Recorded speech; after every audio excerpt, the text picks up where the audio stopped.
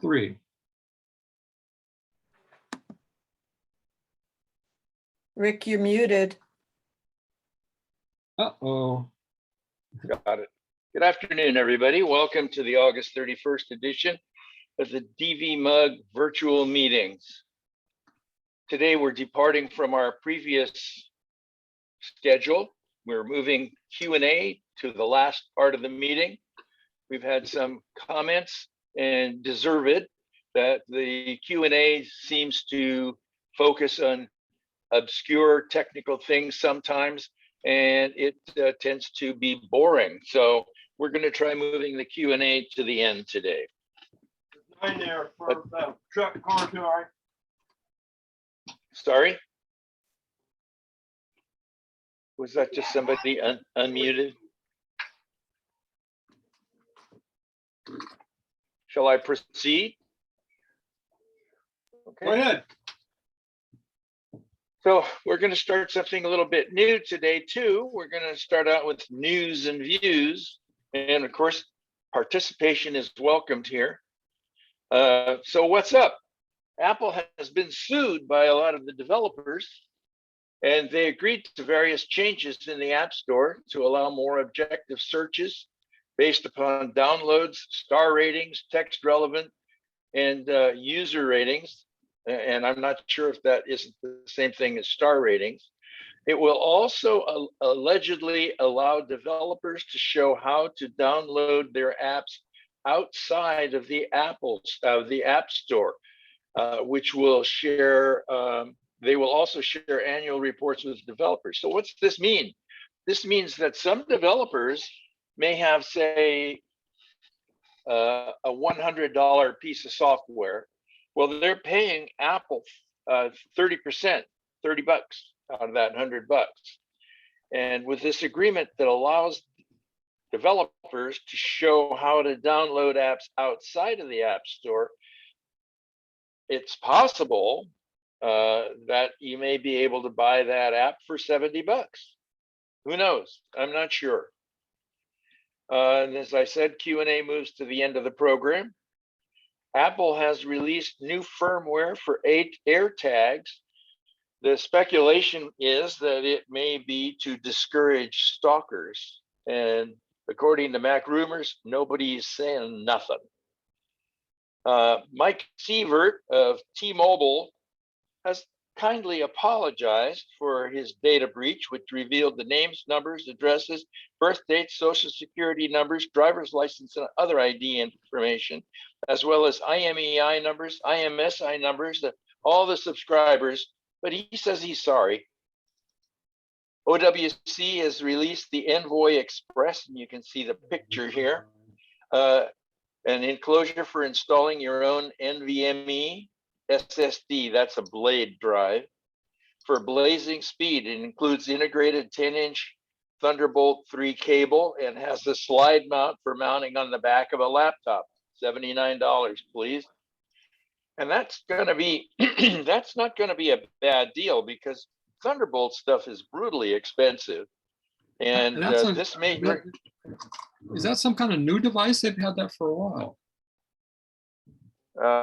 This was a press release I got from OWC, so I don't know.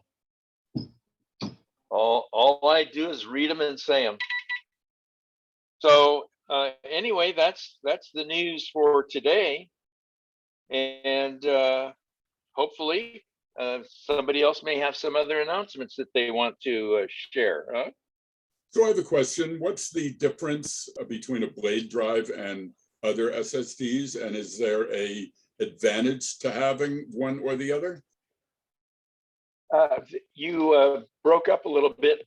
The difference between a blade drive and a what? Or the SSD? And other SSDs, yes. It's the form factor.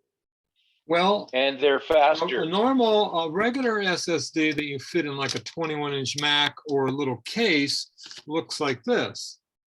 That's a spinning hard drive. The SSD has exactly the same connector and it replaces it.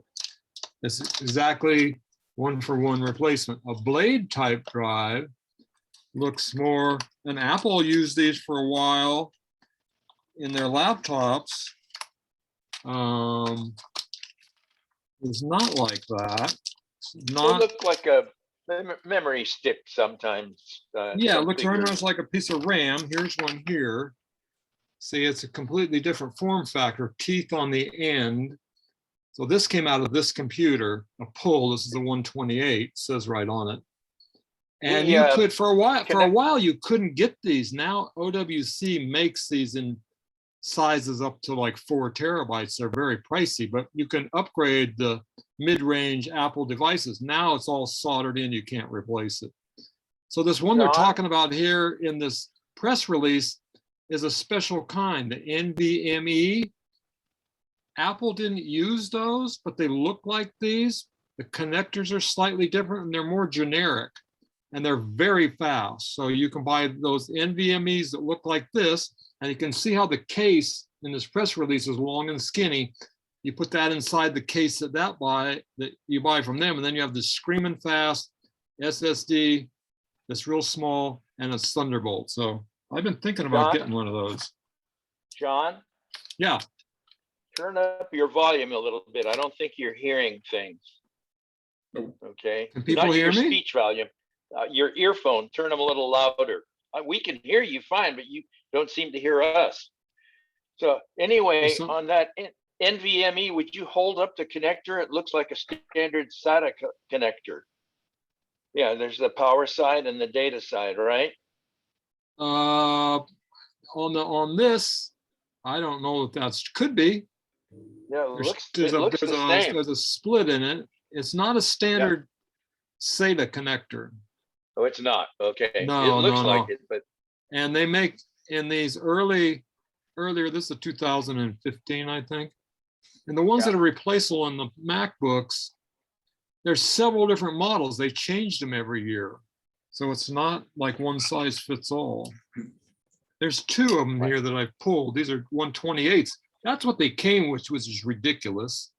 yeah. So these were pulled and they're virtually worthless because I put 256s or 512s in them. This one I put a 256. So how would how is the price of those NVMe? And they're more money than the 2.5 inches. Okay, But they're Sometimes- faster. Yeah, they're faster because they don't hook up to the standard SATA bus. They hook up to the PCI bus. So they're faster. And now in the M1s, they're directly on the chip. So they're like, hardwired in there. So they're super fast. Yeah. Anybody else seen anything new and worthy of sharing with the group before we move on? See, this only fits, I don't know if you can read that. It only fits those 2 machines for a couple years. Yeah.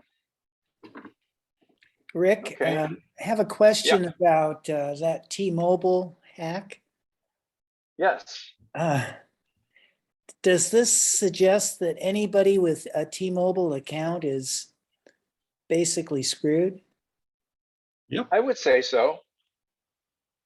I would say so. And if you have a T-Mobile account, I would call them. I believe they're offering identity theft protection for what that's worth. But of course, you want to change your passwords and maybe identity and the whole thing. Or maybe you want to move somewhere else. It's suggested that you put a freeze on the 3 credit reporting agencies so Yeah. people can't pull any credit in your name. Yeah, I did that a long time ago, and did I. it's paid off for me.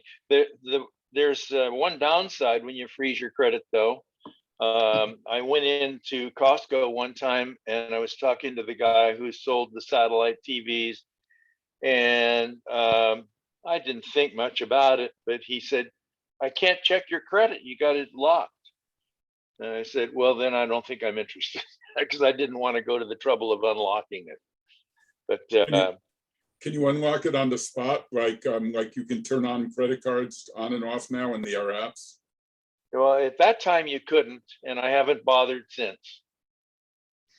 So when I logged onto the T-Mobile website, it forced me to change my password before I could even get in, which I didn't trust because who'd I know, whether whether I had been, on some kind of fake site. So I didn't Yeah. change my password. I was still able to get in, and then I changed it later, and a box came up saying that my information wasn't hacked. But they so wanted everybody to change their password, so I did. Yeah. And of course, we still don't have an answer about that allegation about AT&T being hacked that we talked about last week. So who knows? So what would be the purpose of locking your credit reports? Because nobody can pull any credit in your name if it's fake, including you. Right. Because they can't check your credit report. Nobody's going to Can't give check you your any credit. new account if they can't pull your credit report. Got it. Right. I mean, you can't do anything. You probably can't rent a car. You probably, I don't know. They No, you definitely can can't rent get a any. car. They can't open any new accounts. No, Right. but you can rent a car using your credit card. Okay. They can't open up a new Visa account or something like that either. Yeah. Right. Yeah. You have to drop your credit. I know when I did apply for my Paybu card with B&H, I had to drop my credit. It was kind of convoluted, but I was able to do that and then close it back up after they got their credit check.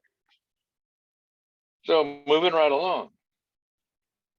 Let's listen to Craig Federighi explain live text that's coming up in the new operating system that'll be here in just a few weeks. This is going to be pretty revolutionary. Let's take a listen. Helping you discover more in your photos, quickly find what you're looking for, and even relive special moments. Let's get started with a feature we call live text. Today, our photos are full of rich and useful information, from photos of places we visit to handwritten notes of family recipes. And now live text unlocks this information in a way that's really natural. It starts with the camera. Let me show you. Let's say I just finished a meeting with the team and I want to capture my notes from the whiteboard. I can now just point the camera at the whiteboard and an indicator appears here in the lower right. When I tap it, the text just jumps right out. I can use my normal text selection gestures, just drag and copy. Now I can switch over to mail and paste those in and then send this off to Tim. How cool is that? And this is great for photos in our library. Here's a photo of a friend. So that here at the top, there's some text. Now I can just select it like this, and I have the option to use a lookup to find out more about this restaurant and even look up its location. Oh, and here's a picture from a friend. Now, you may notice here in the background is a phone number. I can just zoom in, and with live text, it's recognizing the link. I can just tap it and give this place a call, just like that. Hi, Wanderlust Creamery. Oh, whoops, sorry. Just applying a deep neural network here to a photo of your shop. No actual need for ice cream at this time. Gotta drop. Bye. Live text works with photos across the entire system, including screenshots, quick look, and even photos on the web. And it understands 7 languages, including simplified and traditional Chinese, and works across iPhone, iPad, and Mac. You can also look up information on recognized objects and scenes. Just tap, and you can look up information like the breed of a dog or type of a flower. And this works for art, books, nature, pets, and landmarks. We're also making it easier to search for your. So that stutter in there was not because of our connection. That's built right into their video. And it just truncated right off there. So I think that they told us enough about live text for us to get a handle on it. It looks like it's going to be really a wonderful feature. Did you notice also that when he took a picture of the whiteboard with writing on it, that it converted the writing to text, which is really slick. Anybody got any comments about that? Huh? Looks Who is great. this guy? I have a question. Who is this guy? He seems like an Apple veteran. Oh, Yeah, it's Craig absolutely. Federighi. He does a lot. He's in, if you're watching the keynotes, he does a lot of the keynotes now. Right, for Apple. He's the Yeah, chief chief of software development for Apple. Ah, okay. Yeah. Got it. So I had a friend whose husband passed away a couple of years ago, and his outgoing message on his phone remained there for a long time. She couldn't bear to get rid of it. She just wanted to have it. And as ghoulish as that might be, you can understand it. But you can also save a voicemail, and they're going to make kind of a joke out of this. But if you get a voicemail that you want to save and export, you can do that, and that's built right into our machine. Let's see what Tech Talk America tells us about that. Go back.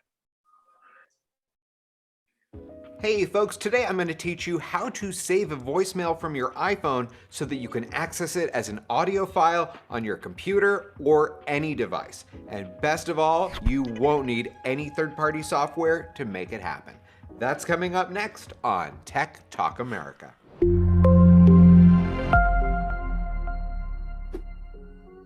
Hey folks, and welcome to the class. If there is a voicemail that's been living on your iPhone that you're terrified of losing, then this is the class for you. And frankly, this is one of those videos that I really hope you guys will consider sharing with your friends and family, because a lot of people out there could benefit from this information. Losing the final voice message that someone left you can be devastating.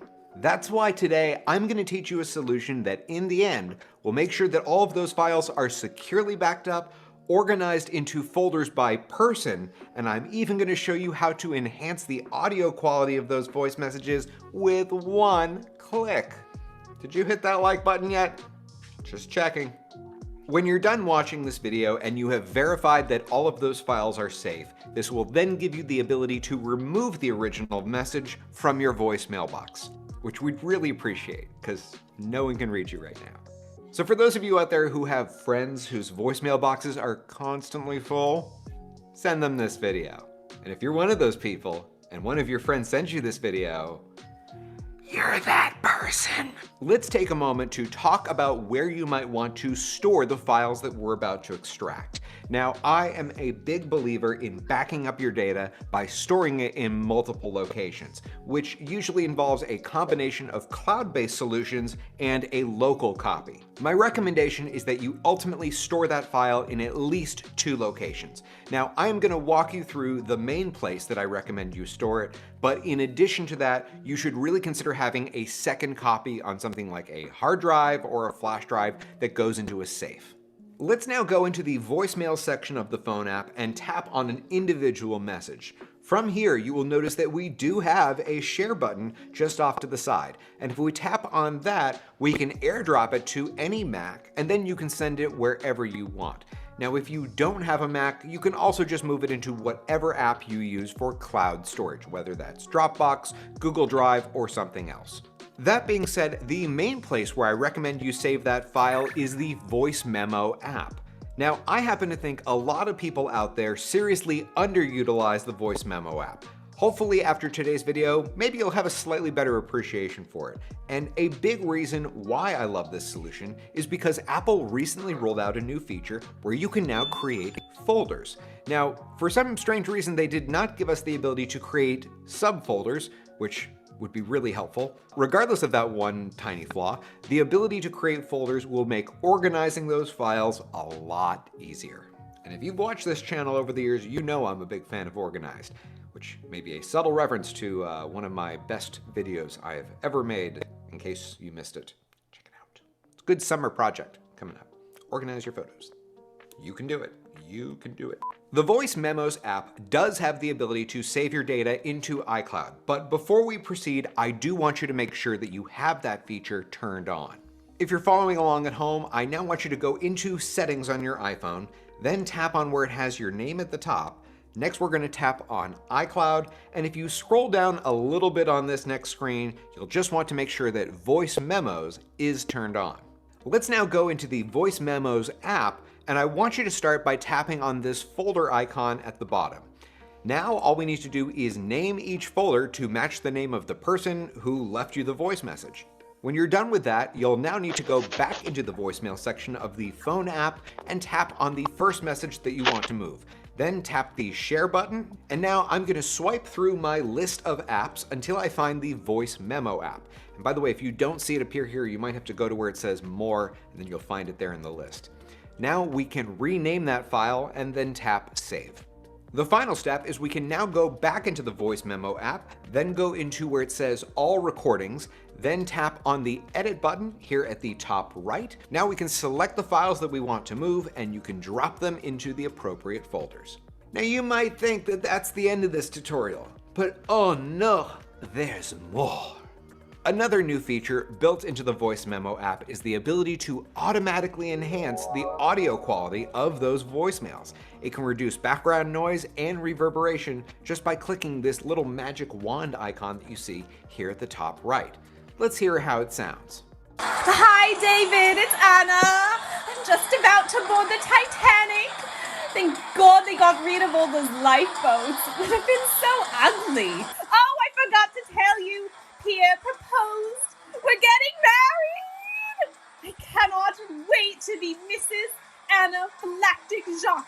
Okay, that's all for now. Bye-bye. Before you go, I would really appreciate it if you take a very quick moment of your time and let me know down below in the comment section how you intend to use this information. Yes, of course I'm a YouTuber, but I'm also a teacher. And one of the things that really keeps me motivated is finding out how you guys use my tutorial videos. So if this video helps you, tell me about it. Oh, and if you'd ever like to help support my YouTube channel, you can contribute whatever amount you feel comfortable giving through either PayPal or Venmo. Every little bit helps, especially right now. There's a lot of plans that I have for what I would like to do with this space. It took a lot of time and a lot of investment to get this property, and now I just gotta turn it into whatever it's gonna become. So whatever you can give is really appreciated, and thank you to those of you who have contributed over the years. You know who you are. Thank you for allowing me to do this. Thank you so much for watching, everyone. This is David A. Cox with Tech Talk America. Class dismissed.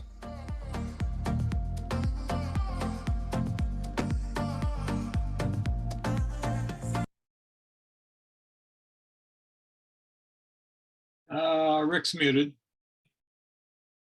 Happening to me.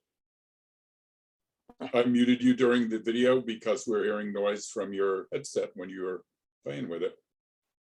Oh, sorry about that. Yeah, sorry. So I thought that was pretty interesting, and I didn't know you could do that before, but it seems very useful to me to be able to collect that audio and store it in a usable fashion elsewhere and keep it as an archive. Anybody got any comments about that? Okay. Useful for future blackmail purposes. Yeah, there you go.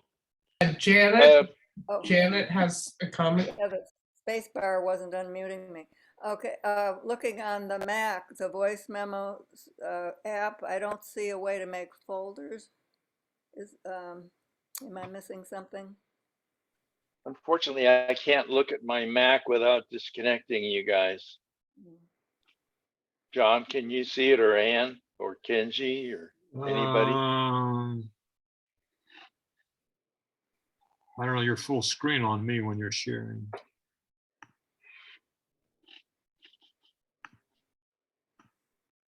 I'll have to watch that video again. Did he say you create the folders on iCloud after you move your voice memos up there? It may You be can that- create the folders wherever you wish, but you cannot create subfolders.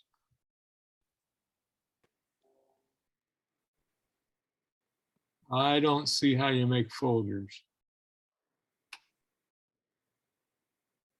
I don't see such a command. Or is it just in Big Sur? I don't have Big Sur. Ah, okay, I got it. Where I is can it? share my screen if you want. Want me to unshare? Sure. Okay. Okay, let me see, get share. Share screen.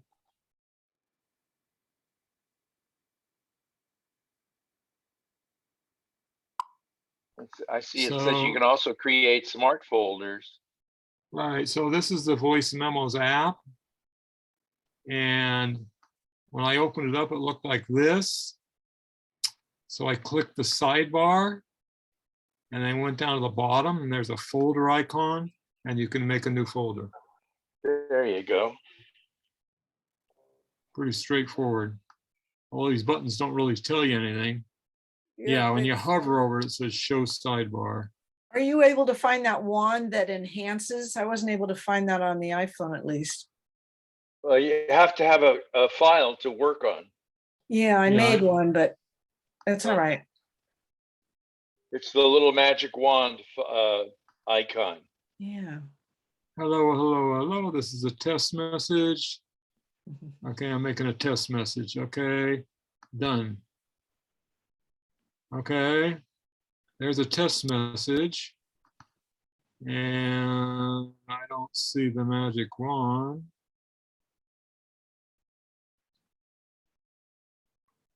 There's the message. Close the sidebar. Click under edit and see if you get it. Edit. There it is. Under edit. There it is. Under edit, and there's the little magic wand. Great, thanks. Okay, done. Isn't that lovely? Okay, I'll unshare my screen. I'll share mine again. Did he neglect to? Did he neglect to play back the? Yeah, he didn't play back to see what it did. Yeah. And a cutesy message that sounded crappy, but he didn't play the enhanced version. No. Well, I think what he did is halfway through it changed to the enhanced version because it got quiet. All the background noise went away for the second half of this. Yep, that's what he did. Okay, so continuing with our previous practice for the last week or so, we're going to play sections 9 and 10 of the Practical Guide to Mac Security from Gary Rosenzweig at macmost.com. Number 9 is, do you need an antivirus? And of course, you know the club's position on that. And number 10 is 3 rules to protect your Mac. So let's move on to the next video and see what Gary has to say. This is 9 minutes. 7 minutes and 23 seconds. It's 7 minutes and 23 seconds. Hi, this is Gary with MacMost.com. This is part 9 of my course, The Practical Guide to Mac Security. This course is brought to you thanks to my great Patreon supporters. To find out more, go to MacMost.com/Patreon. There you can read more about the Patreon campaign, join us, and get exclusive content and course discounts.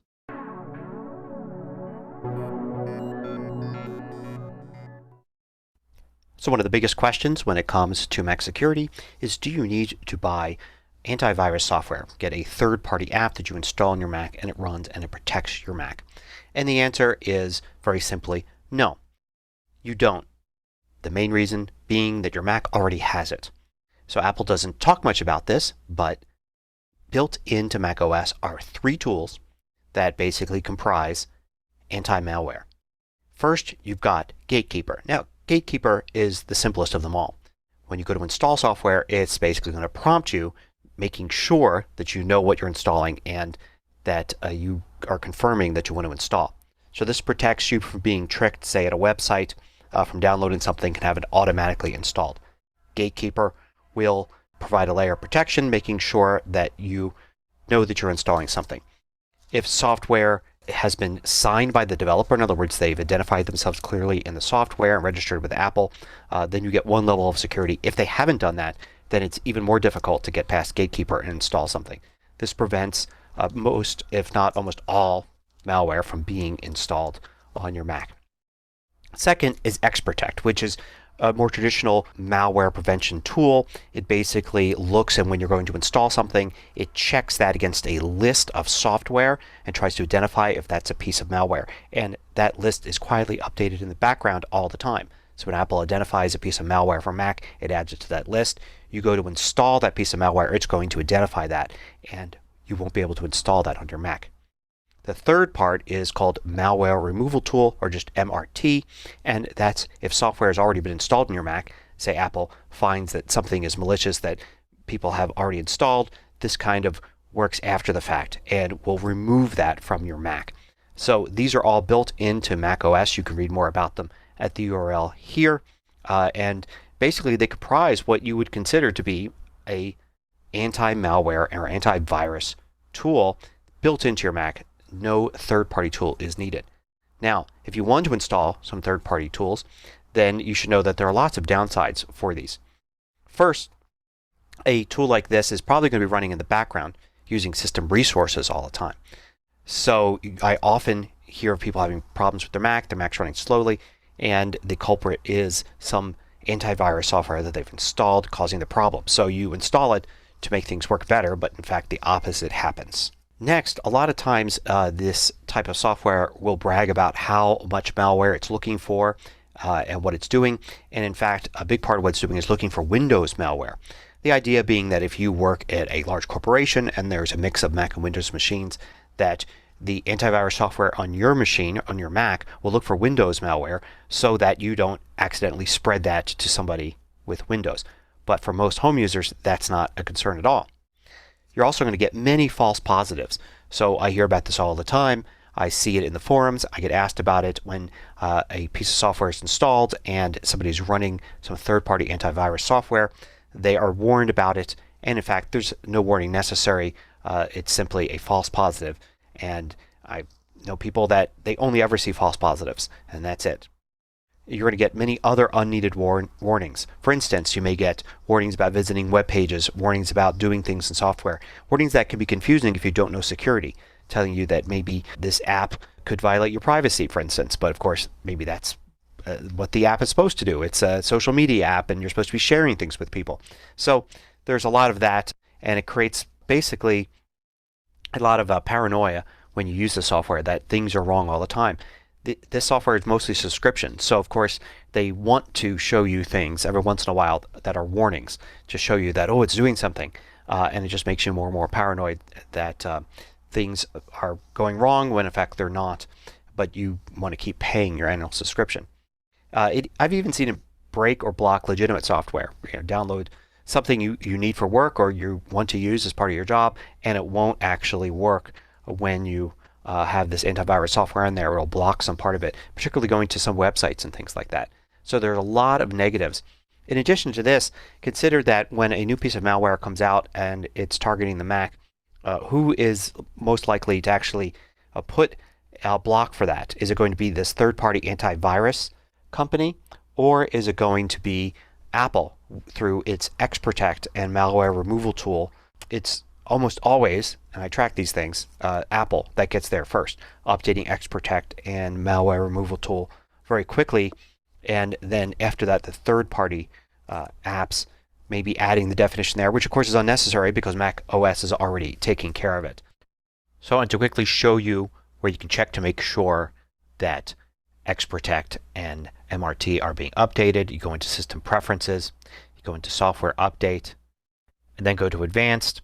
And here you'll see Install System Data Files and Security Updates. Make sure that is checked, and then you'll get those updates. Of course, you should also have all of these checked. In addition, Apple keeps these tools pretty well hidden, but if you wanted to actually see, because you're curious as to what is actually there, what it's checking for, you can go to your computer level and then on your drive go into Library and then Apple and then System, Library, Core Services. So you can see this is really deep down in the System library here. And then here you'll see there's MRT and there is XProtect. XProtect is a bundle. If you control click on it, you can show package contents. Then in Contents here under Resources, you can see several different files here, which are really just text files. So you can, for instance, select this one here, let's open up text edit, and that way I could drag to text edit here, and you could see what's in this file here, and you could see these are looking for patterns matching this, which identifies a piece of malware, and there's tons of these. As you can see, in general, antivirus is not needed for typical Mac users, and in the next lesson I'll show you the things that you should be doing to protect your Mac rather than installing some third-party software.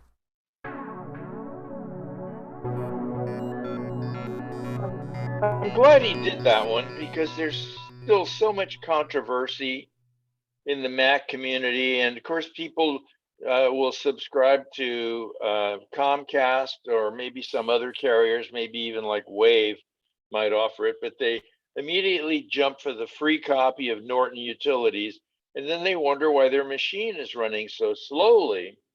And this helps to account for that, because it's constantly searching and searching and searching. So there's really very little need for such software on the Mac. I think there's one situation that might warrant it, and that's in an enterprise situation where you're just protecting yourself from liability. And then Well, you're some in a position to places, say, I've perhaps. taken every precaution that I can. So if you're a business situation, they may require it. And so if you use Microsoft Office, you may have some virus embedded in your Word document that doesn't affect the Mac, and you get it, you edit it, and you send it on to a Windows user, and then they get it. Well, my feeling is that's their problem. They need to be protecting their machine. You don't need to protect them. Yeah, but it's good for defense in the event of a lawsuit. Your security wasn't good, my information got out. Well, I took every precaution I could. Yeah, some places require it. Yeah. Well, how about if we have Windows installed within a virtual machine on our Mac? It's not a problem. I don't put an antivirus on there other than Windows Defender. Windows Defender, from the limited resources that I have, which does include Leo Laporte, the tech guy, he and his other experts, if I can use that term, all agree that Windows Defender is probably the best and most up-to-date that you can get. And if there's anything to be updated, it's going to be coming out on every Tuesday as needed to keep you up to date and to protect you. Granted, however, that if you come out with an update on Tuesday to protect you from X, there may be on Wednesday, maybe somebody comes out with variant X.1, which will defeat Windows Defender. So you're always running a little bit behind on these things. But Mac kind of prevents it before it can get into your machine by examining it first to see that it attends to Mac's stringent programming protocols. So what I see when I always look in people's downloads folder to see what they got, and they need to clean out the duplicates. You'll see .exe files in there. Well, what are those? Well, somebody's cruising on the web and they downloaded stuff. Sometimes they're trying to get a program and they get the wrong version. What's supposed to happen is you go to the website, you text your Mac, it gives you the Mac version. But some of those are Windows virus installers. People are willy-nilly clicking on stuff and downloading stuff they shouldn't be doing. Yeah, anything with a .exe, you don't need, it's a self-executing file. And it could be a virus installer, a Trojan horse installer, or worm, whatever. Or it could also be a Windows application. But you don't need that stuff because it won't run on the Mac anyway. Well, Also, you'll see. Well, unless you have Windows installed on your Mac in a virtual machine, and then it uses the same. It's not going to get into your Windows either because that's in a separate partition. Yeah, but it's not. It's not necessarily. You'd have to get it. You'd have to put it into your Windows partition and launch it and run it. If And you run if you're it. in your Windows partition and you're surfing the web and you download an exe file and run it, then yeah. That's different, yeah. But if it's There's in no your reason. There's no reason for you to be running a web browser in Windows. You have web browsers in a Mac. It sounds like Malwarebytes isn't necessary anymore. Is that correct? No, Malwarebytes is absolutely necessary. Everybody should have it, and you don't need to pay for it. Paying for it does the same thing that Gary said. It runs in the background all the time and slows your machine down. You get it, So go you for run the it. free version. If you're the kind of person, if you run it and you find stuff, then you are the kind of person that's doing the wrong thing, and you should run it from time to time until you run it a few times and you don't see anything, then you're okay. Yeah. Yeah, we've seen Malwarebytes is not a virus protection. It protects you from malware, and that's different than viruses. Typically browser extensions and plugins and hijacking your homepage and stuff like that. We've seen people at the clinic who just, their machine wouldn't even run, they had so much malware on it. Yeah. But every time, I always run it on every machine I touch. Most of the time, not so much, but every once in a while you'll find one little thing in there, That raises another issue about corruption versus the malware. And this just, I saw, I believe yesterday, somebody was complaining that their extension for 1Password disappeared while they were using the Chrome browser. Well, apparently the Chrome browser is subject to allowing some corruption to affect the extensions that allow the browser to utilize other resources. But Chrome has built into it a little command to repair.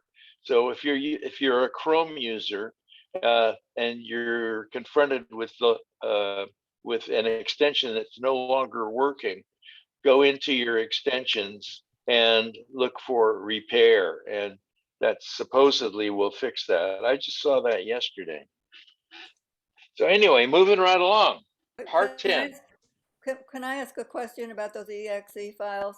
I've seen those around occasionally, and so can I safely delete any exe files on the Mac? Yes. Absolutely.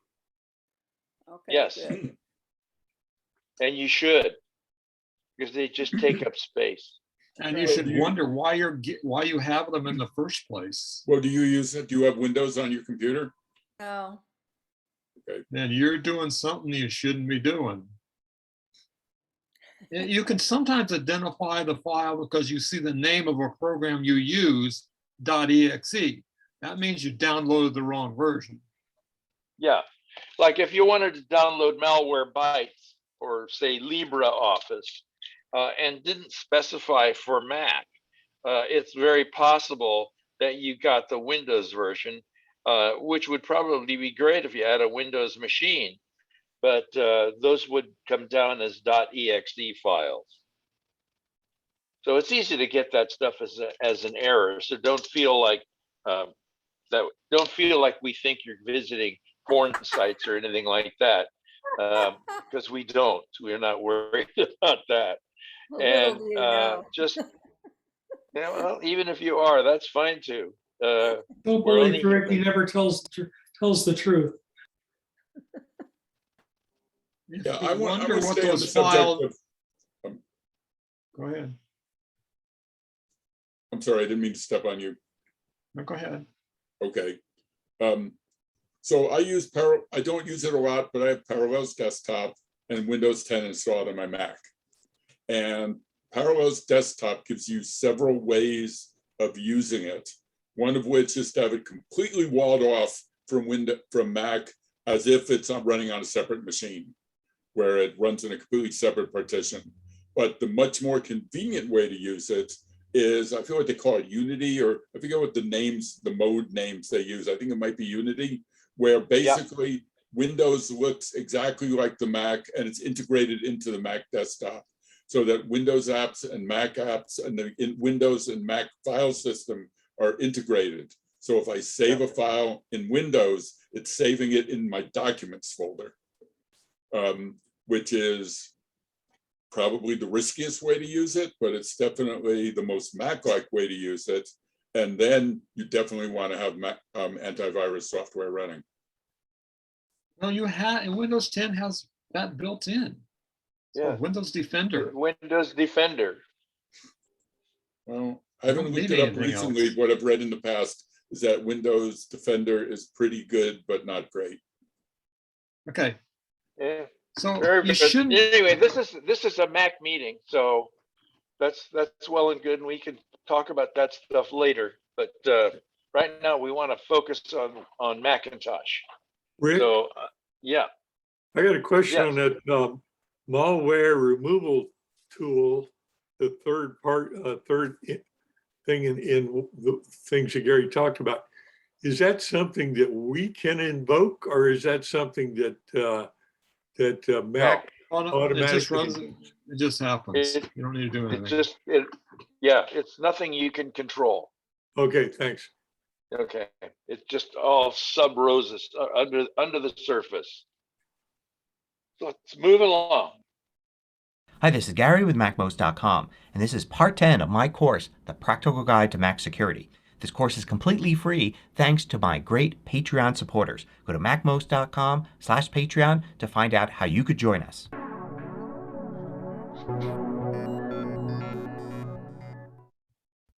So now we get to a lesson that it really is at the heart of this course. It's how to keep your Mac safe from malware. In the last lesson, I mentioned that you don't need antivirus software, but you do need to take care and follow some rules. And these are those rules. So whether you call it malware, whether you call them viruses, or just something that gets on your computer that you don't want there that's going to compromise your security, here's how you prevent that from happening. The first rule is keep your Mac up to date. This should be a fairly simple one. macOS auto updates, just make sure that's turned on. Make sure that you are using the latest version of macOS that your Mac allows. If you have an older Mac, you may not be able to use the absolute latest one, but keep it as up to date as possible. In addition to major updates like Mojave Catalina and all the way up to Monterey, you also have minor updates, things like 11.1, 11.2, that kind of thing. And there are even smaller updates, security updates in that. Make sure you have all of that turned on so that you have the latest operating system, and that's true for all your Apple devices. In addition, also make sure that your software is up to date. Using out-of-date software could lead to vulnerabilities. So by software, I mean mostly your apps. And you may think that, well, this app doesn't do anything that could possibly be a problem with security. Well, that's not true. Apps are built on top of software libraries. Software libraries contain lots and lots of code. They regularly receive updates to those libraries, and the apps you use then use those libraries. So even a minor update to an app could, deep down there, have some sort of security fix for opening a certain type of file or accessing something online. So you want to make sure all of your apps as well as your operating system is up to date, and anything else that is software on your Mac. So extensions for Safari, extensions for the system, any kind of plugins for any software you've got, anything, make sure it's always kept up to date. To keep your Mac up to date, all you need to do is in the Apple menu go to System Preferences, and from there look for Software Update. This will check for an update automatically, and make sure you have Automatically Keep My Mac Up to Date here. Under Advanced, you should have all of these checked. Check for updates, download new updates when available, install macOS updates, install app updates from the App Store, and install system data files and security updates. Very important. So if you have all of those checked, your Mac will automatically be kept up to date. In the App Store, when you're in here, you can go to Updates, and it will show you if there are any app updates. But if you have it set to automatic, then you should rarely ever see anything in here unless there's been a very recent update. The second rule is only download from sites you trust. Now, if you only use the Mac App Store, then you're set. That is a site you should trust. Apple has security protocols in place. Developers have to register their software. There are checks made, And if there's any problem, Apple can take action against the developer or the software, and it's a very safe place to download software. However, if you need to download software from outside the Mac App Store, then you should research the apps thoroughly. So if it's an app you want to add, first of course, ask yourself if you really need it, whether it's worth a small security risk to get it. Can you do without it? Can you find something in the Mac App Store that can do that instead? Make sure that the app is considered to be safe. So you could just do searches and read various things that people write on different forums. A search will pretty quickly turn up if there is a problem, and that app should be avoided. If you are in doubt, you can always ask an expert. And if you're still in doubt, then you should probably go with not installing the software if at all possible. And keep in mind, when I say download from sites you trust, I do mean sites, literally. So it's not the app so much as the site. For example, there might be an app out there, like say Adobe Photoshop. And Adobe Photoshop's been around for a long time. It certainly is from a trusted company, and it's a trusted app, and should be no problem having that on your Mac. However, if you go and download Adobe Photoshop from a site that is not Adobe, then you could run into trouble. You could say that it's Adobe Photoshop, and maybe it actually is a version of Adobe Photoshop, but it comes with some malware with it. So it's the site or service that you're downloading from that you need to trust more than the app itself.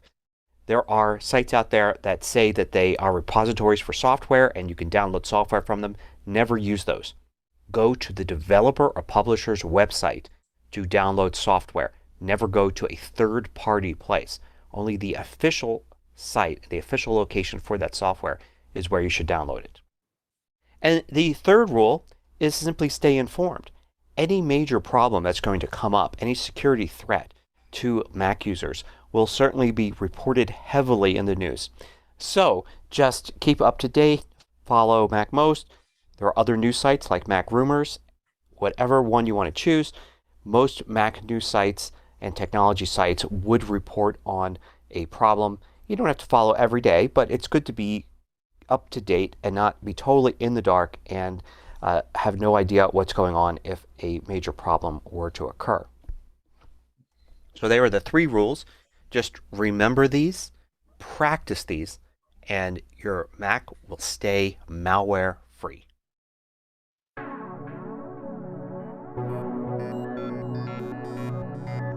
Now it comes to mind, you're saying, well, what are some of these sites that are, for lack of a better word, nefarious? I can tell you 2 that I do not trust at all, and that is CNET and SourceForge. At one time, CNET was a very responsible company. CBS, Columbia Broadcasting System, bought them, but they've just turned into a garbage heap. And I would never download software from them. Always go to the developer's page. And the site that used to be good was Mac Update.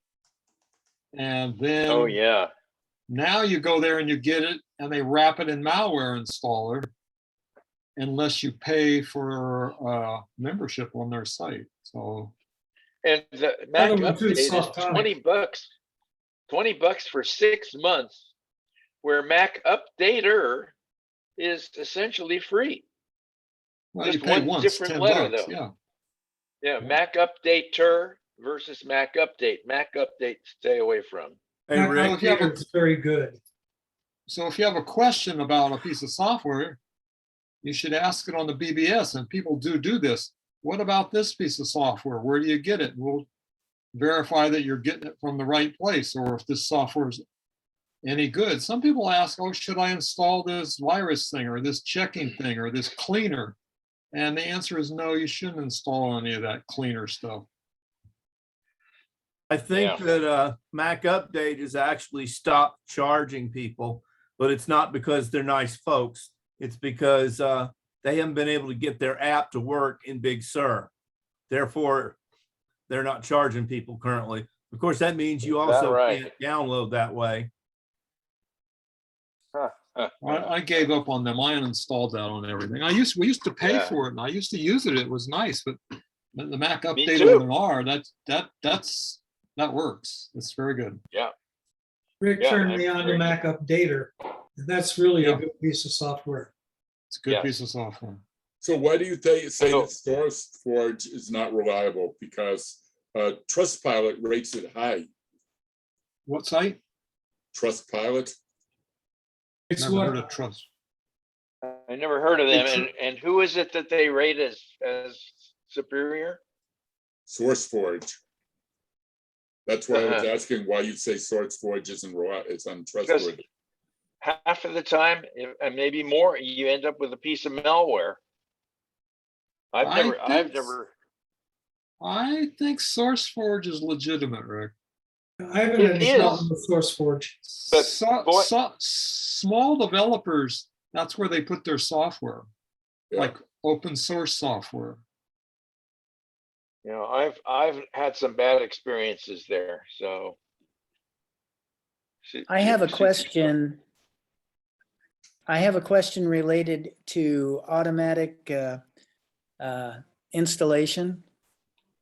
I have kept automatic installation off on my Mac. I'm running. Let's wait for questions and answers on that one, Peter, okay? Okay. Well, Yeah, when we get to the Q&A. So that's self-evident. Rule 4, just trust DVMUG will help you. I just want to reply to Kenji about SourceForge. I read on a sysadmin site just now that they were bought and the new owner, the first thing he did was remove all the malware bundles from the downloads. Oh, well, that's good. That's good to know. Who's the new owner? Does it say? I'd have to go back to the other screen to look, but I'll put it in the Okay. chat. Okay. So now, for those of you who don't know how, here's how to share a file using iCloud.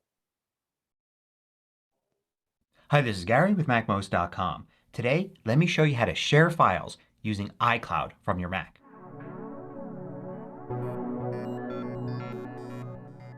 MacMost is brought to you thanks to a great group of more than 1,000 supporters. Go to MacMost.com/Patreon. There you could read more about the Patreon campaign, join us, and get exclusive content and course discounts. Now often you want to share a file or group of files with another person. You may be tempted to send that file in an email or a message, but not everybody is thrilled about getting a large attachment. Sometimes you're not in a convenient place to download that attachment and you'd rather download it when you're ready. Sharing a file using a cloud service is a much better idea. You could just send a link and then the person who receives either the email or message can download it when they want. Plus, you can actually really share a file this way. Instead of passing something back and forth, you could access the same file. So one person can make changes and the other person would instantly see them. The file is truly a shared file between people. But they could also make their own copy of the file, or you can make a copy of the file and share that copy. You can also share an entire folder full of files using iCloud Drive. So let's say, for instance, you want to share a document, like this Pages document here. So the first thing is to make sure that you're using iCloud Drive.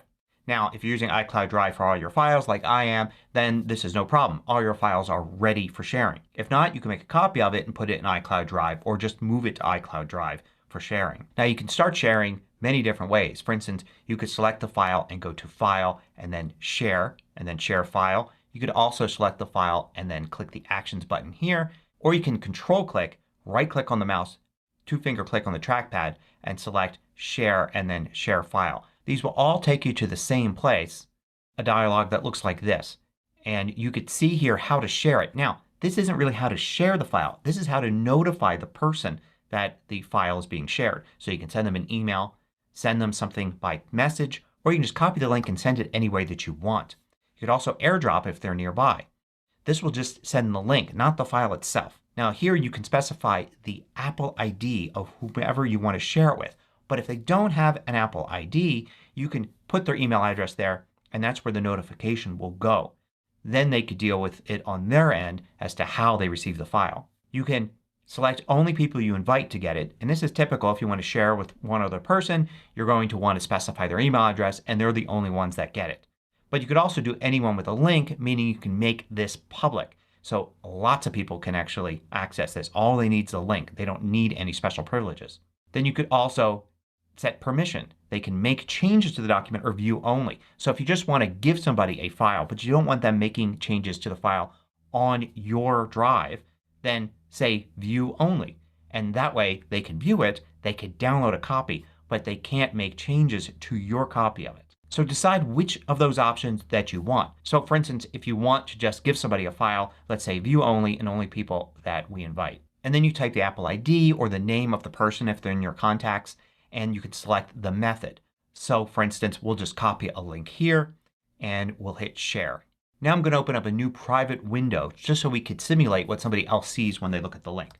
I'll paste this link in here. So here's what they would see then when they open the URL in Safari. You get a little preview of the document, the name of the document, and you can open it in Pages. Now if you choose to open it in Pages, you can save your own copy of it, but you can't change the original. And if they're not on a Mac, they could still open it using the web app version of Pages. So they can still access the document. So for instance, here I am in the web app version of Pages here. So you see now I can open it in the actual Pages app since I am on a Mac. And you can see this is set to view only. So I can't actually edit it. But I can click here and download my own copy of it. But let's say I share an image. What happens then? I'm going to select this image here, share a file. I'll just use copy link here, but I will send it to that same person. Set it to view only again and share. Now when I go to this URL, I'll get this screen here. So here it's showing the name of the image and I can add it to my iCloud drive right here. Let me do that. Now you can see it takes me into the iCloud Drive app on the web, but I can see the same thing if I look on my Mac in my iCloud Drive folder. The image is now there. So I have my own copy of it. Also right here from the web I could use this button right here to actually download that file locally. Now if you want to change how a file is shared, you could select it and go through those steps again, except this time you'll see Manage Shared File instead of Share File. So when I select that, it will show me here that I'm the owner and I have options here. It'll show me anybody that I've shared it with, and I've got options here as well. I can change the access to it. I could copy the link again. I could stop sharing or add more people to share it with. So let's stop this one from sharing and let's share another document instead. Let's share this one. But this time I'm going to set it to anyone with a link, view only. So this is still semi-secure because the link is really obscure. It's not going to be something it could just be easily guessed or is found somewhere when you search online. So for quickly sharing a document that doesn't need that much security to somebody else, you can do this temporarily until they get the file. And this way they don't have to mess with their Apple ID or even worrying if they have an Apple ID or iCloud account. So now when I paste this link in here in a private window, I will see this right here. And you can see here in addition to add to my iCloud Drive, since I am on a Mac with iCloud Drive, I can also just click download a copy. And then it will download directly to my downloads folder. That's probably your simplest option. And take a look at this URL here. You can see it's pretty much the equivalent of an ID and password because it's so long. You have to know all of this information in order to access this file. So it's pretty easy to share it with somebody. As soon as they send you an email back or a message saying, hey thanks, I got it, then you can go back to the file here, go to Manage Shared File, and then stop sharing that file. And then you're done. Somebody else has gotten your file but without having to create a large attachment or try to communicate back and forth about how to best share the file. Now the next level is to share a folder.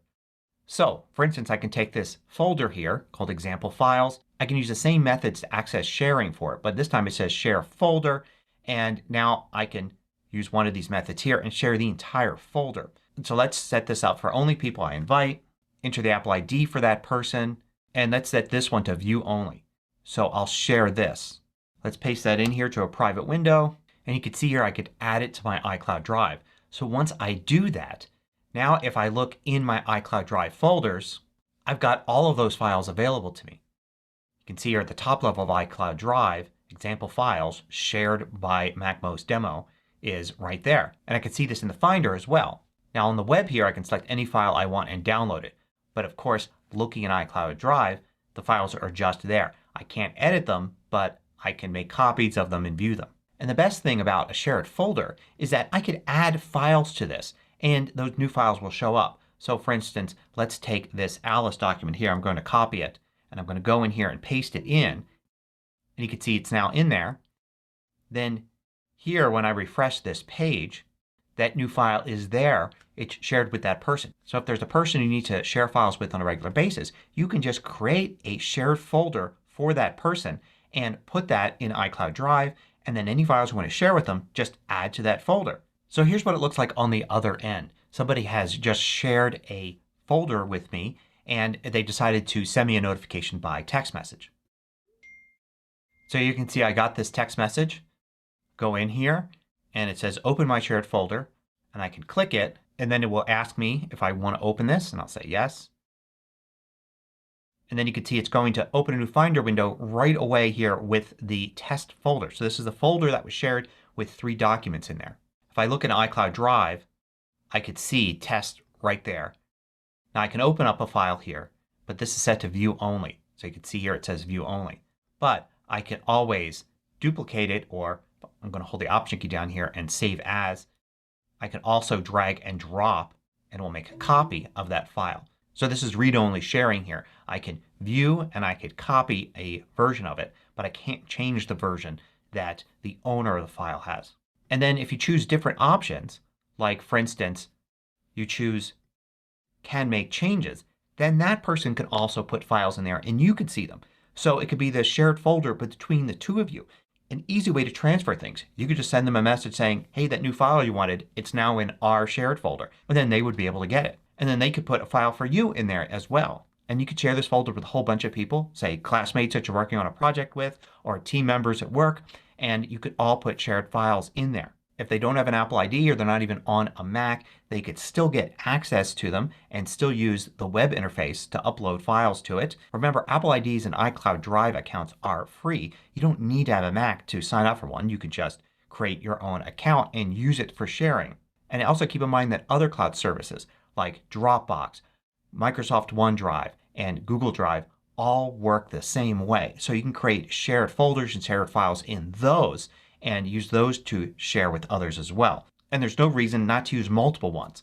So for instance, if you have a team that's already using Dropbox for something, continue to use Dropbox. And if you want to create something and you decide you want to use iCloud Drive for that, you can use iCloud Drive for that. You don't have to choose one and only use that cloud solution. You can use whichever one fits the situation best. So if you have to share large files with people, use a cloud service like iCloud Drive to share those files instead of having them as attachments in email or sending them some other way. If you liked this video, click the thumbs up button below to let me know. I publish new tutorials each weekday. Hit the subscribe. So there we go. There we have it. Very useful. It always amazes me when somebody shares a file or a folder with me that bingo, it just comes up. And it's just wonderful. Okay, moving to Q&A. We decided to move the Q&A to the end so that people who didn't want to hear any of that, I can't imagine why you wouldn't, but if they didn't want to hear any of that, they could check out. But I always find it probably the most interesting part of the program. We have one question, but I don't think that the person is here. Did the person who submitted this question directly to me on the bulletin board choose to attend? Because I answered the person, said we're not going to discuss the question if they're not here because there's more that we need to do. Yeah, this is the kind of question is like, you got to get more information. You got to have some back and forth. Right. What happens when you try? You need to give more information. This, as anybody can see, even doesn't know how to answer this question. It hurts when you do that. I don't know. Yeah, It's and it like, just eats up time. It just eats time up, and you never know if you get a satisfactory answer or not. My first inclination is to go into your accounts and delete that account and then reestablish it. But aside from that, I have no clue. And if the person's not here, then like what email, like the things you would need to supply. What email address is it? Gmail.com, Comcast.net, Yahoo? Whose Yeah. service is it? Yeah. So I I agree think with- that's going I to be agree our with you, Rick. policy from here on. We'll put the question in. If you care enough to be here for that, then fine. So Peter, you had a question for us. Yes, when Gary was showing his one of his wonderful posts there, the question I have, it relates to setting your Mac to auto install, and he Yes. recommends doing it. I have Mojave on my machine, and I've left it not at auto install because I'm concerned that I'm going to suddenly find it's been updated to a new OS. But I noticed there was a checkbox for install OS updates Yes. within it. So if I were to leave that unchecked, would it be safe knowing that Mojave would not be written over? Yeah, there's levels. Do the whole thing. It actually would never install like Big Sur from Mojave. You have to type your password. It's not going to do that behind your back. But the updates, the software updates, I think it does install those without you asking. Well, I'd be wrong about that. I always do them I'm automatically not myself. sure. I had a machine last week that came into the clinic where we installed an SSD, and the owner wanted to stay in Mojave. So I went to software update, and it said, hey, you can go to Catalina on this machine, but the owner didn't want to do that. But then it said that there were more Yes. parts. So I clicked right. more, and there was a security update that took almost, I think maybe over an hour to install on Mojave. So she had automatic updates checked, but it did not install that. So Yeah, that's a major update that requires a restart. So I think if it requires a restart, you have to approve it. yeah. So But what I do is I don't do automatic updates because I always don't find either. the update before they notify me. So I usually just go and do it by hand. I do see the App Store updates on this big Shure machine. I'll see them on the other machine, and I'll go to the App Store here, and they're already done. Those happen without you even doing anything from the App Store. Yeah. So I have a question, if I can, for Bill Goldberg.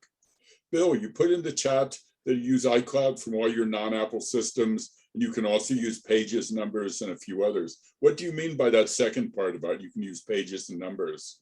Are you talking about use them from a non-Mac?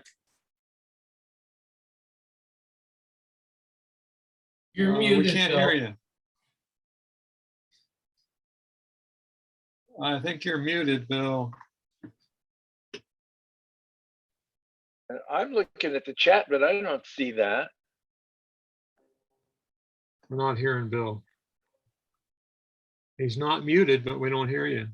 Oh, you got to put his headset on. We still don't hear you. I see your mouth moving, but we don't hear you. Okay, how about now? There you go. Okay. Yeah, the headset's not working with the microphone, but the Logitech camera is. So I'm on Linux boxes a lot of the time, and lately I wound up with a Windows machine. Sorry. When you log into iCloud.com, there's a number of applications that are available, including Pages and Numbers and Keynote, Find My Mac. You bring it up in a web interface. What you save in there gets saved to your iCloud drive. You can go to another machine, a Mac or another machine that you've logged into iCloud that way, and you can use the web version of those apps. Right. And I do that all the time because right now I'm not the primary user of the Mac in this house. So right now I'm on that Mac. And when I get on this Mac, I still will use iCloud to get to my files. So I can do that from my phone. I can do that from my Linux box. I can do it from my other Linux box. I can do it from my PC laptop. But I wish they'd put more features in those apps.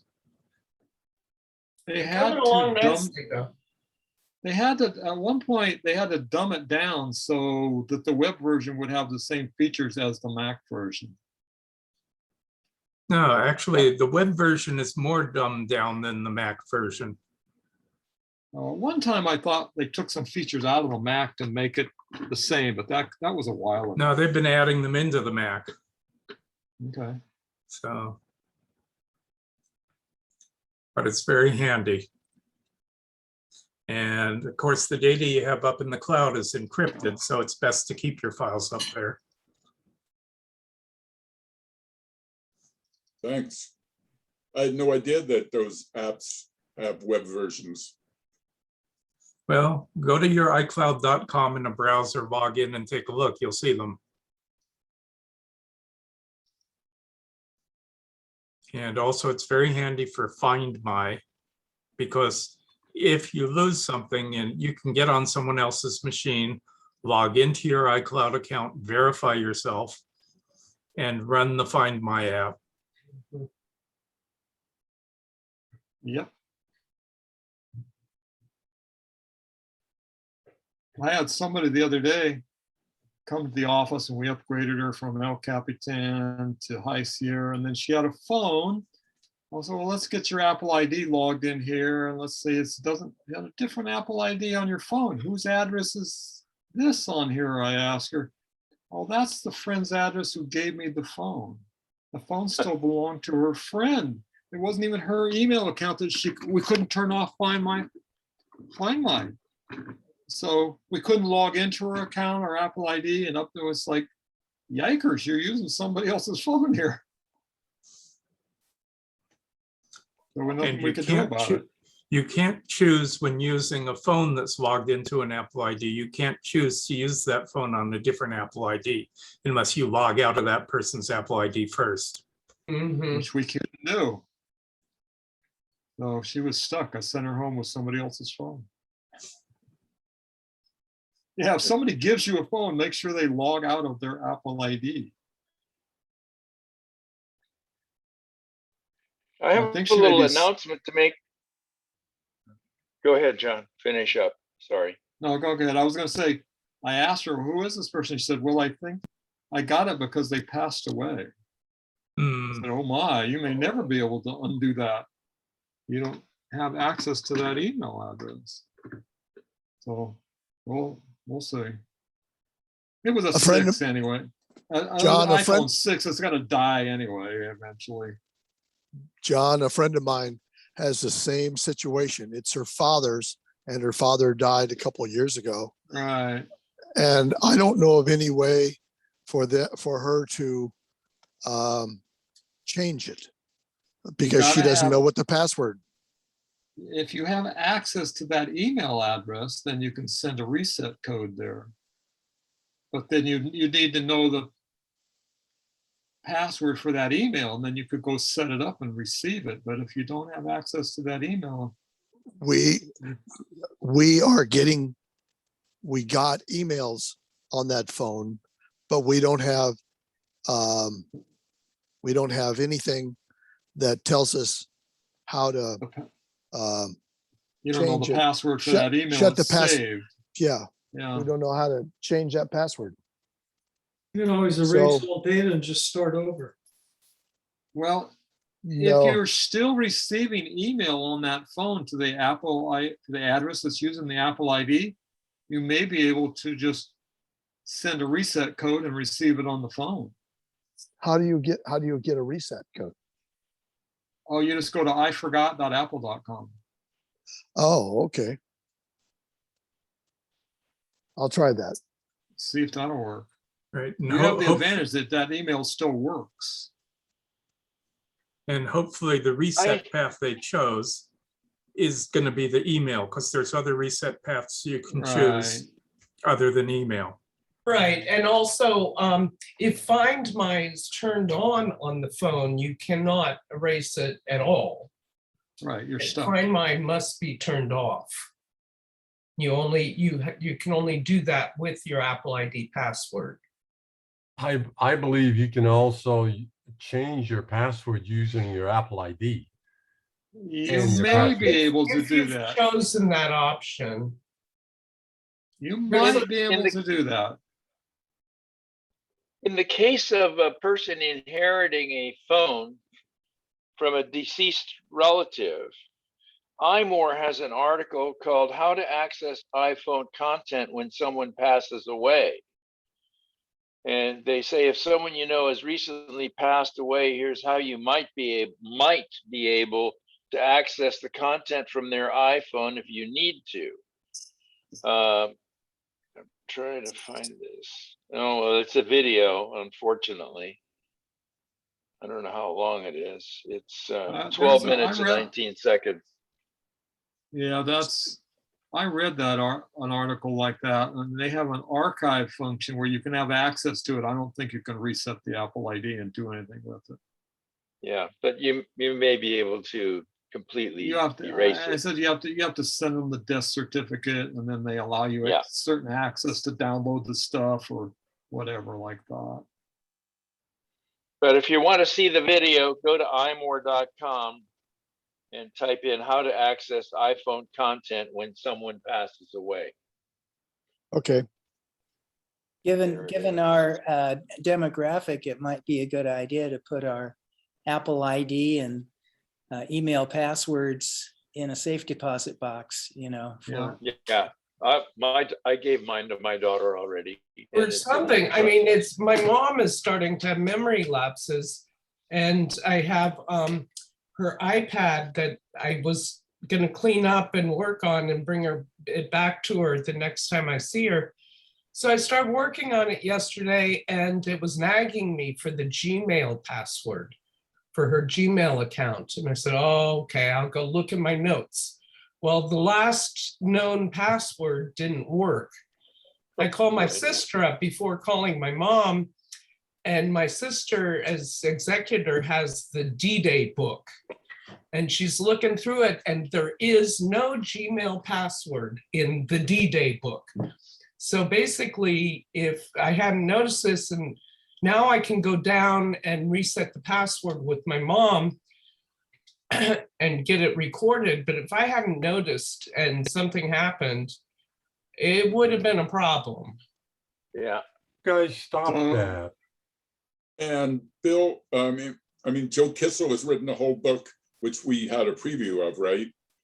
Right. On this subject, on your taking control of your digital legacy. Right. Looking into a lot of these things. And I just want to also say, John, my background is an homage to your background, although I think your background's better. For what it's worth, everybody, when we keep talking about these Take Control books from Joe Kissel, some of you may remember when we had live meetings, Joe Kissel came to visit us and did a presentation. But your DVMUG membership entitles you to a 30% discount. I think it's 30%, right, John? I think so. Yeah, a 30% discount on any of those publications. So take advantage of that. It's a worthwhile benefit of user group membership. And while we're talking about that, let me put in a plug for SVMUG, Silicon Valley Mac User Group, which, unlike this one, is not a membership group. It's anybody is able to attend their monthly meeting, which is the third Monday of every month. They don't use Zoom, they use WebEx. And they always have an interesting presentation, and they always have a raffle at the end of the meeting. And usually these days it's a Take Control book. Take Control book of your choice. Oh, that's nice. Yeah. One thing to also take into consideration is two-factor authentication.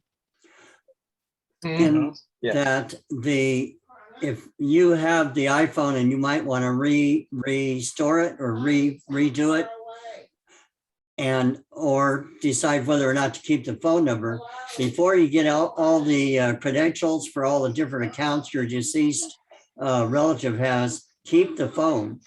Because if they have two-factor authentication, they ask you to verify a code from the phone, and you've gotten rid of the phone. If there's no other devices, it's supposed to also send it to your Mac and your iPad, whatever If else you've you have. specified to do that. Yeah, if you logged into your Apple ID on those other devices and it's still working. Mm-hmm.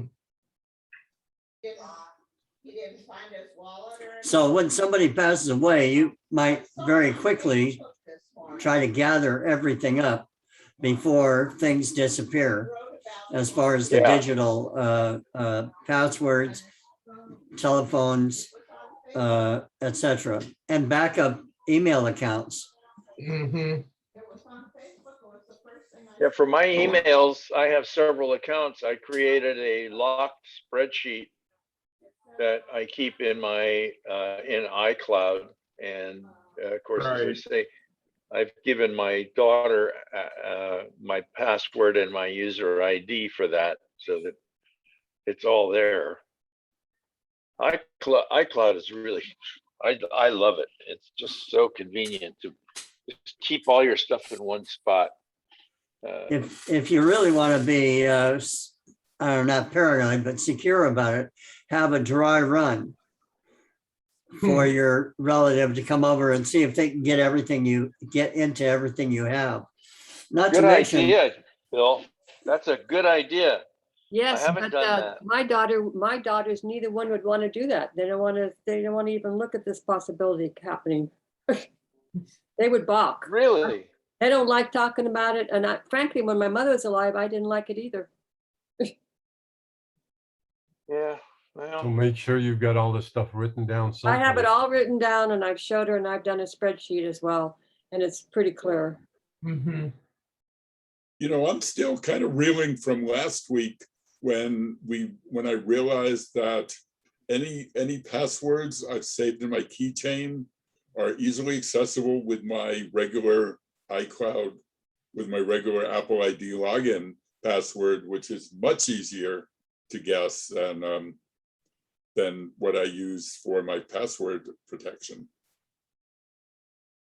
So I'm thinking of taking everything out of the keychain. So Oh, change your Apple ID password. No. He's talking about your computer. If somebody has physical access to your computer and they know the password to your computer, then they can see all your passwords in your keychain by just typing in your login password. That's why I use 1Password. But that's your physical, you have to be sitting at the computer to do that. No, the passwords are protected by a password. So you're going to have to know the password to get into the computer. Right. Before you can get into the passwords. That's what I just said. My Apple ID password is a pretty good password, but it's not nearly as strong as my password for 1Pass. No, it's not your Apple ID. It's your computer password. That's what I'm saying. Yeah. So not your Apple ID password. That's not what No, it's unlocks not your my Apple. keychain. You're right. No, I'm saying it wrong. It's not my Apple ID password. Your admin password gets you into the one that you start up your computer with, and that people have automatic login turned on and never have to type their password to log into the computer. And then you want to work on their computer and say, "What's your password?" I don't have a password. It just walks. Oh no, you have a password. I'd like to say something to Alice that regarding our offspring who don't even want to consider the possibility of our passing on, that it's also sometimes we ourselves don't even want to consider it.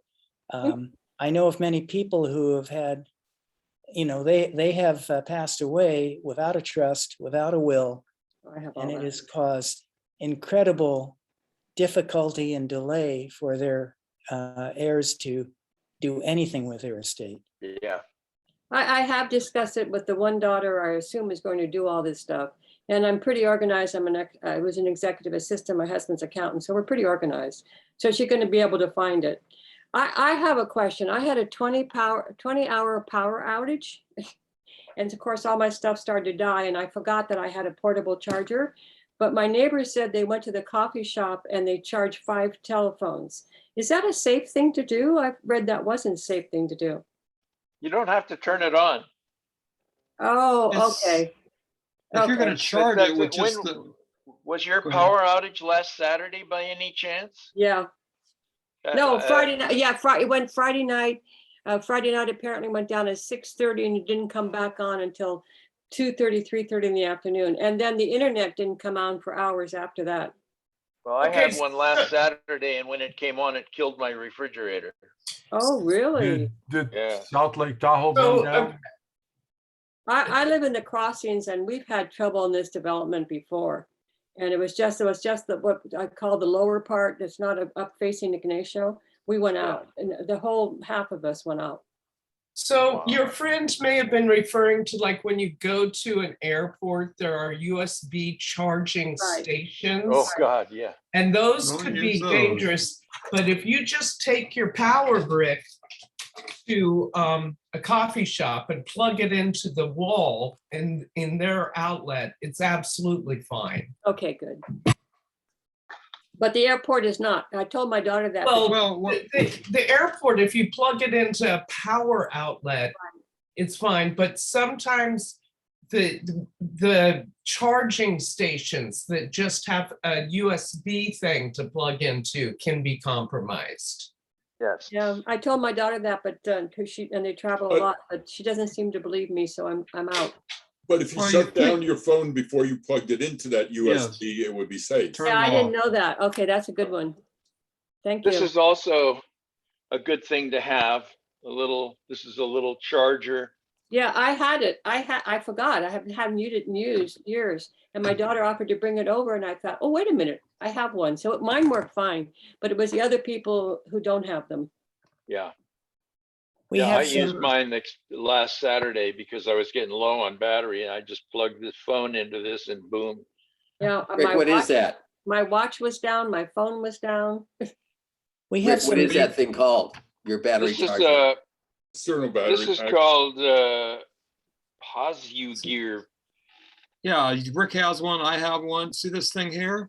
This is the battery that will run your phone probably for 2 days. Yeah. Or any other USB device. It'll charge all your devices and it stays charged. You can charge it. This has been sitting here it was all dusty.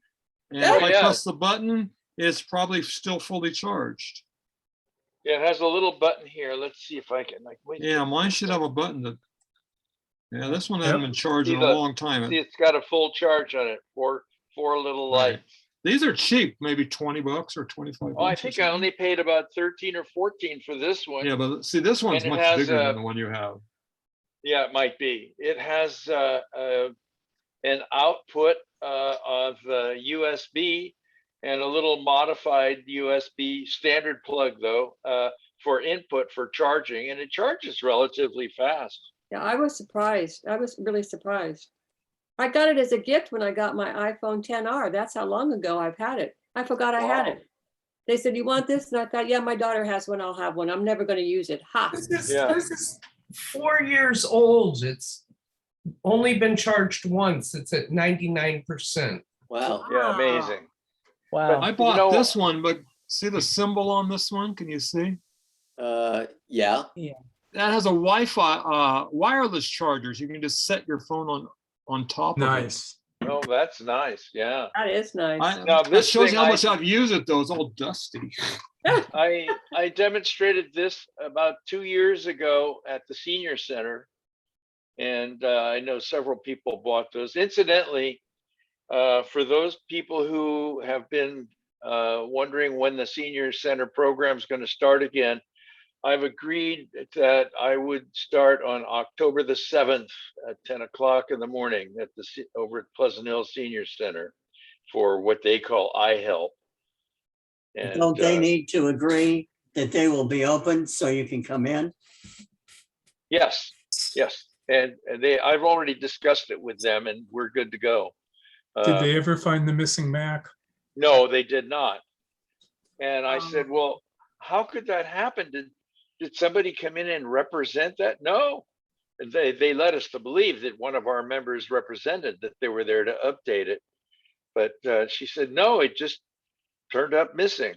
If that's an oxymoron, I guess. But and then they're wondering if they're going to continue with the computer room at all. They had about 20 ancient HP Mac computers in there. And I was going to recommend to them that they buy 6 maybe. And I'd also recommend that maybe they buy 2 or 3 Chromebooks. I think a lot of people are moving to the Chrome OS, which is delightful, really, for most people who just do internet and email. And there's a full array of tools that Google has got up there, word processing and such. Do they have any money, Rick? I understand those senior centers are kind of low on money because I'm not sure. I didn't discuss that with them. But I know they've always inquired as to whether I would be agreeable to them charging for my class. And I said, no. Oh. I said, if you charge, I won't do it. Oh. So it's a freebie. A lot of companies donate computers to things like senior centers and homeless shelters and libraries and stuff, because they'll typically unload vast amounts of computers when they upgrade. Yeah, not new stuff, used stuff. Yeah, used stuff. Yeah, stuff, but not I old think they're stuff. going to want something that's going to support Windows 10. If I may, I'd like to return to the power bricks or whatever you call those devices. You bet. Would those of you who have really excellent ones be willing to list the model number, perhaps in email? I imagine there were lots of brands that go to Amazon and look at the reviews and the ratings. I mean, I bought this one. Yeah, I'm not even sure this company's in business anymore. Right. This is Walgreens one that I bought maybe at least 5 years ago, and it's still rock solid. We actually have a couple night lights that just plug into an AC outlet. So if there's a power failure, the light will come on. It's motion sensitive, but it also has a charging USB port. Oh, really? Yeah. So yeah, I think that came from. So it has a battery in it that you could charge your phone on after it runs something. It probably doesn't have a very big battery, right? Probably not. I haven't tried doing it, but yes, it should be able to charge the phone. But not when the power's down, I wouldn't think. Yeah, I don't think it has a very big battery. I would assume it's just a convenience outlet for I'll have to try it. I wanted to go back to what we said at the beginning, which is for your little adapter that came with your phone or one like it, just carry one in your bag or purse along with a charge cable. Sure. You may or may not have your backup battery charged, but if you have this is what you use in the airport, not their plug. Oh, okay. And do not use a knockoff that looks like that. Use an Apple certified. This is Apple's. Yeah. Yeah. That's a good Which idea. they don't include with the phone anymore. Bill, that's an old device. The new phones nowadays use a different phones and iPads use a different charger. This is the one that came with my iPhone SE second generation. Yeah. The only issue issue, 11s and 12s, and well, the only issue is that it may not have the fast charging capability, but It even doesn't. the lightest duty one that there is eventually will charge the phone or Right. the iPad. It just will be slower than the power supply that came with the iPad. The voltage is perfect. Yeah, with your later phones that aren't USB, there will be a cable that will take whatever it is, USB-C or whatever, and convert it to USB so that you can plug it into that device. You bet. Yeah, so you have this special and your cable. cable. Yes, yeah. That little one will not charge an iPad. Oh, yes, it does. It eventually will. Mine Yes. does. It'll Oh, take not if forever. the It battery's takes a long dead. time, John. A Takes a long really time. long Days. time, apparently. I Days. Yeah. didn't Yes. have my mom's iPad charger, and I plugged it into the wrong thing, left it overnight, and when I came back the next day, it was at 2%. Oh, This is what came with my iPad Pro, which is very Right. much larger than the little iPhone one, but still it's 1.5 inches wide by maybe 7/8 of an inch wide and weighs about 3 ounces. So carry this along. This will charge your phone fast. And if you need to buy one, strangely enough, the little tiny sugar cube one is the same price as the iPad one. Right. How many people here, oops, never mind. Zig, you're mute. I just forgot I my know. question in mid-question. The I'm glad that happens to other people. Makes me feel better. It seems to be happening to me more and more lately. If you put one Welcome of to those the power club, adapters, if you put one of those power adapters in your purse or your car or someplace, you also make sure if it's USB-C or a regular USB. well, Yeah. You can get an adapter cable. But Yeah. when you need it, you won't have it. Yeah. Oh, I remembered my And question. for what it's worth in your car, there's some cars that have 1 amp and some that have 2 amp outputs. I know my car's got 3 of them. 2 of them are 1 amp and one of them is a 2 amp charger, but USB output on. I think there's 3 of them. And then I have 110 volts in my back seat for some reason. I bought a battery charger, a big thing. Yeah. And when I got it home, I looked at it, it has USB outputs also. Oh, terrific. And so a in lot, your a lot of emergency, stuff. A lot in of your stuff has a emergency USB kit, port on it. Yeah. Yeah, How many people that's a here? good deal.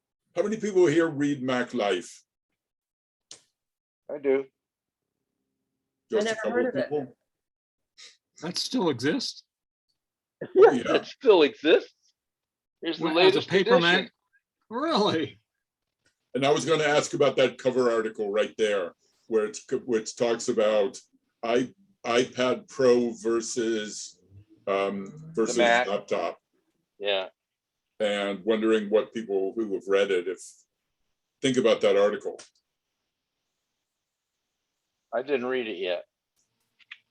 I take the magazine and I haven't read it either because I'm talking to you on an iPad. I got one more question on these various chargers. How careful should one be in using, say, an Apple certified charger device versus just shoving your USB plug that's got the adapter for your device into some little third party device that was a charger device that was a lot less expensive? Are you talking about these power bricks? Yeah, I'm talking about a power batteries. I'm not talking batteries. about a standalone charging power brick. I'm just talking about your average little cube that you're going to shove into the wall, or some outlet in your car or something. Well, and then you've got something that you picked up somewhere that it's not an Apple charger. It's just. You're talking about 2 different animals. One, you're talking about something that plugs into 110 volts. That's what I'm and talking the other you're talking about that plugs into your 12-volt automobile system. Yeah. The 12-volt automobile system is probably less likely to offer harm to your device because it's DC and it's low voltage. Right. these things charge at 5 volts, but you're probably safe up to 6 or 7 volts. But on the chargers you plug into the wall, yeah, there's some of them that are absolute garbage. Right. But if it says Anchor on it, I don't think you can go too far wrong. I There's agree. other brands too, but I'm a big supporter of Anchor. Their stuff is good, and it's always less expensive. There was an article on a tear down Apple versus a third party, and you wouldn't believe the difference in what's inside. Yeah, that's what I was getting at. Fires from them too. Yeah, iFixit, I think, did a thing on those, didn't they? Where some people they burst out in fire, and other people it passed the 110 volts right through. Fried the stuff. So yeah, that's dangerous. That's sort of what I was getting at. I saw one of those teardowns too, and you know, an Apple wall wart versus just a tin one that cost about half as much. There was virtually nothing inside that half as much one. Yeah. As the Apple wart. There's a lot of protection and stuff in there. Yeah. And I think people aren't really aware that that's the case. That you're really paying for something, you're getting something for what you're paying whenever you buy those Apple wall warts. Well, like I say, I know one brand I absolutely rely on, and that's Anchor. I agree. I'll second that. Hey, Rick. Yeah. So I'm on Wirecutter now. They have an Anchor Power Core 10,000 PD Redux, high capacities, fastest possible charge. It's $40 from Amazon. This is their pick. So for $40, you can charge anything like an iPhone 12 Pro Max up to Google Pixel 4a, empty to nearly 3 times. Yeah. Super fast. And you've chosen a good source too. Wirecutter is very good. Right. It's part of the New York Times, and they do some pretty good evaluations of current stuff. Unlike Consumer Reports, who I'm really losing. I don't have a copy there. I'm probably not going to renew my Consumer Reports because this stuff is already obsolete by the time they get their evaluations out, and they've made it so cute with all this white space and pretty graphics that there's very little information in there. So now they're trying to monetize their web presence. Well, for extra money, you get what they used to give you for free. What I found with them, they're a good guide and just pointing you someplace to look. Yeah. You know, their evaluations are not so good. Years ago, they were reviewing hi-fi stuff, and one of the audio magazines just ripped apart the way they evaluate speakers. Mm-hmm. Yeah, I've lost a little faith in them. Like I say, I'm probably not going to renew. I've been a subscriber for 40 years or so. So have I, Rick, and I think it's kind of expensive for what you get. Yeah. Dated reviews. Yeah, I had the online for a while and I got rid of it. Yeah. And I'm on one of their research groups, and I've told them, why don't you just charge what it's worth and give total access to if you're a subscriber, you're a subscriber. Don't keep monetizing next step up all the time. It just irks me. Rick, but I think it's because they're going broke. If you look at their old paradigm, they could test things because a new one didn't come out every 6 months, and now they're in a world where they can't even catch up to the test and publish cycle before the information is already out of date. So you're correct. That model. Yeah, you're right. right. I just resubscribed for the first time in many years, and I did it because of an ad I saw on Facebook advertising a review of e-bikes that you had to subscribe to see, and the review was ridiculous. It was they only reviewed 5 bikes, and the bikes they picked were ridiculous. The one that I was interested in, they picked the lowest model of the line, right, and then criticized that it didn't have many features. Yeah. And they compared the same thing with the Mac it to the top of the line of another brand. It was like a ridiculous comparison. Yeah. What's the name of that magazine you suggested, Kenji? Mac Life. Mac Life? Yeah, Life? Okay. which is British. It's published. It's British. Right. But it's in And, American English. Do you see a copy of it there, Alice? Yes, thank you. And they have Okay, it's a got a straight line between Mac and Life. it's available as a print magazine or as an iPad app, and the iPad app is really nice, and you can get them both for slightly more than the price of one or the other, so it's really worth getting both. It's my go-to bathroom reading. High recommendation. No is the operative word. Good one. I liked it. The pages are not very soft, though. What a charming thing to say. A woman in the house. Let's be careful here. Keep rolling out. Anyway. Talk about things going down the tubes. Yeah, there you go. On sale this week, $2.99 or £2.99, same price. Summer special sale. All right. Good deal. And what was that you were showing, Bill? Mac Life, I just brought it up. And they're saying summer special sale, all special issues, just $2.99 this week only. Yeah, but those I are guess back that's issues. not Those are back $2.99 a issues. year. That's for Those a are single back issue. issues. Oh, never mind. Yeah. I thought it was available through Flipster on one of my libraries, but it's not Contra Costa. It's one of the other Bay Area libraries. It's free. What library is that? Alameda or San Francisco? I'm not sure. I just tried looking through it and it's defaulting to Contra Costa, which I usually don't look through for magazines because their selection is really crappy. Yeah. Yeah. During the pandemic, I tried to sign up for a card from San Francisco, but they said you had to drive over there. Yeah. And I'm not going to San Francisco. Yeah, they renewed me. Well, renewal is different than the new one. Yeah, most of the libraries are not requiring you to appear in person to renew because of the pandemic. Yeah, I was surprised that they required that at San last time you Francisco. were I'll in try again. Maybe they've changed. When was the last time you were to San Francisco, Rick? How many Oh, years God. ago? I think it was about 2000, maybe 1999. I haven't been over the new bridge yet. Really? Scared of those Chinese bolts. Rick, it's like a new country. It's just like a different country there now. Yeah.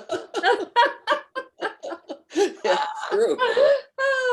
Just let's Kenji. Deserted. Now we're talking about Contra Costa County going to San Francisco. None of them been there. One guy, Argon did my computer, hasn't been there since 2000, and he has no intention of going over there. No, I don't have any need to go there. My brother's a reporter for the San Francisco Chronicle, and he writes a Sunday column called A Native Son, and he would just die. All he talks about is how great San Francisco is. And Is that he was right? passionate. You know, in the old days, it was interesting to try and find somebody from San Francisco who had been over the bridge to the East Bay. Right. I have. Oh, People yeah, just- that's true. That's true. People just never bothered to go. I have a niece that lives in Sausalito. She would rather die than be caught over here. I remember when we used to go to Macworld. Every year it would seem to deteriorate more and more and more. Yeah. Oh, that's nothing. The Millennium Tower just sunk about a foot last month. Yeah. I know. Yeah. No, an inch. For those An people. inch. Oh, an inch. Oh, I'm sorry. No, it's I'll take that back. 15 or 17 inches, Yeah, according but to the news. 1 inch, 1 inch. 1 inch. In a month, Oh, they're but working it's on it. overall over a foot. Yeah, It's leaning. It's While they were leaning trying to about- shore it up, while they're trying to It's- shore it up, it's still sinking. They tried Yeah, to. and it it's went tilting down. now at about 17 inches. I think it's 17. Terrible. See, it's all by design, Rick. It's a new attraction for people to come Right. and visit San Francisco. It's called the San Francisco Leaning Tower. Yeah. Give Well, it look on the marble bright tap. side. Look on the bright side. It's leaning towards the Salesforce Tower. Is that right? Yes. Yeah, they can probably hold one another up. Yeah.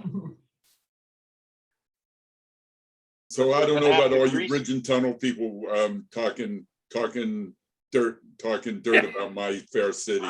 Yeah. No, they're repairing it right now. I mean, there is work going on right now to stabilize it. But even with the work going on, it's sinking. They don't know why. No, but they it's actually, sinking with the they work. halted work. Yeah, because it's Because not when working. they started driving piles, Yeah. it sank more. Yeah, So they had to stop and reevaluate. yeah. Hello, Eileen. You got to keep us up to date on this, Kenji. Well, I'm keeping you up to date. It was actually on the real news. Also, yeah, you could read the San Francisco Chronicle online. That's what I did. Sure. There's a chance it may get down to bedrock on its own. There's also a chance you Maybe. can go get a cheap apartment there now. Yeah. Yeah. Good, especially if you buy one of the lower ones that are going to be below ground level. Yeah, soon. you have to go downstairs to get there. I feel sorry for those guys. Yeah. Well, most of them were not in our economic class, Rick. So they've got No, lawyers that's true. they pay to feel sorry for them. Yeah. I would have thought they would have put their piles down to bedrock anyway. Yeah, to you begin would think so. So what they did is they poured a San sled Francisco. on the, basically on the clay level, instead of going all the way down to bedrock. And they basically use that as a platform to build the building on. And apparently it's a technique that's been used in a number of different buildings in San Francisco. Well, It's not unique I've to always that one. equated San Francisco government with something like New Jersey. Wow, have you seen all the corruption that they've found? I'm shocked. I really am shocked about all that corruption. Every one of those guys, all those building guys, wow. Doesn't shock me in the least. It shocks I me. had a very good friend who worked for the adult probation department over in San Francisco. And some of the stories that she told me would curl your hair. I guess. Okay, And the people. deals that the judges made. Oh, We're veering off topic here. Should we stop the recording? yeah. stop the Steve, recording. I'm going to leave. I'm going to walk the dogs. See you next Okay, week. I'm gonna stop the recording. We'll keep going. For a Okay. city that's See you built next on week. abalone shells, everything is standing up Bye-bye. fine.